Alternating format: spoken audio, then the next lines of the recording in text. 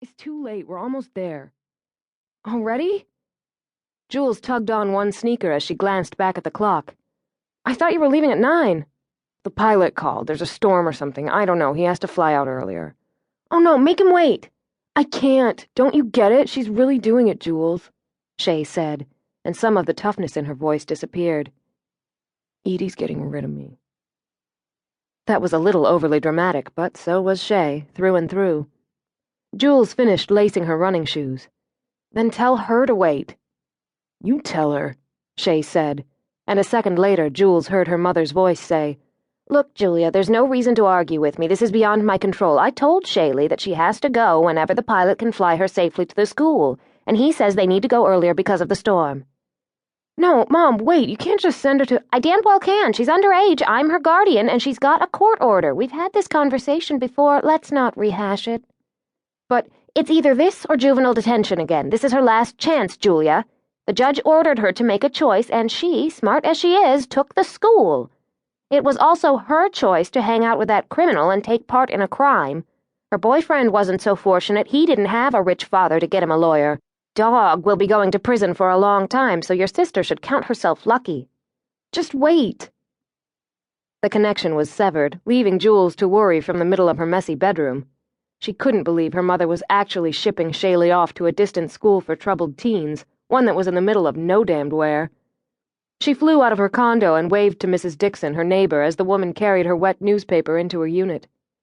Once inside her old Volvo, she drove toward Lake Washington and the address she'd gotten from Edie earlier, the spot from which Shaylee was to be picked up by seaplane for her ride to Blue Rock Academy in southern Oregon. Edie had given Jules the address the day before. Jules floored it. However, the freeway was a parking lot, and the latest traffic report blaring from Jules' radio didn't make her feel any better. Apparently, everyone who owned a car in the state of Washington was sitting on the I-5 freeway in the drizzling rain, as evidenced by the line of blazing taillights stretching ahead of her Volvo. Jules peered wearily past the slapping windshield wiper as the traffic crawled north. Still fighting a headache, she drummed her fingers on her steering wheel and wished she knew a faster way to get to Lake Washington. She'd battled rush hour down in Portland, Oregon, when she'd worked at Bateman High, but since losing her teaching job last June, she'd been spared the annoyance of rush hour. In her current position as a waitress at 101, a high-end restaurant on the waterfront, she covered the night shift and usually avoided traffic, one of the few perks of the job. The radio did little to calm her nerves, and the windshield wipers slapping away the rain only added to her case of jitters. Jules was too late. Shay was going to fly off without a goodbye, and there was nothing anyone could do about it. Not even Edie could fix this. A judge had ruled that Shay was to be sent away for rehabilitation. She tuned the radio to a station where songs from the 80s were peppered with rapid-fire traffic updates from Brenda, the serious reporter who rattled off trouble spots on the freeway system so fast it was hard to keep up. Not that it helped. Basically, it seemed, every freeway was a snarled mess this miserable February morning. Come on, Jules muttered, glancing at the clock on the dash of her 20-year-old sedan. 8:17, the height of rush hour, and she was supposed to be on the dock by 8:30 or it would be too late. She flipped on her blinker and bullied her way into the lane that was curving toward the Evergreen Point Bridge that spanned Lake Washington. A semi-driver reluctantly allowed her to squeeze in, and she offered him a smile and a wave as she wedged her way into the far-right lane and nosed her car east. She was nearly clipped by a guy in a black Toyota who was talking on his cell phone. Idiot! She slammed on her brakes and slid into the spot just as the first notes of Billie Jean by Michael Jackson filled the interior of her Volvo. Oh, God.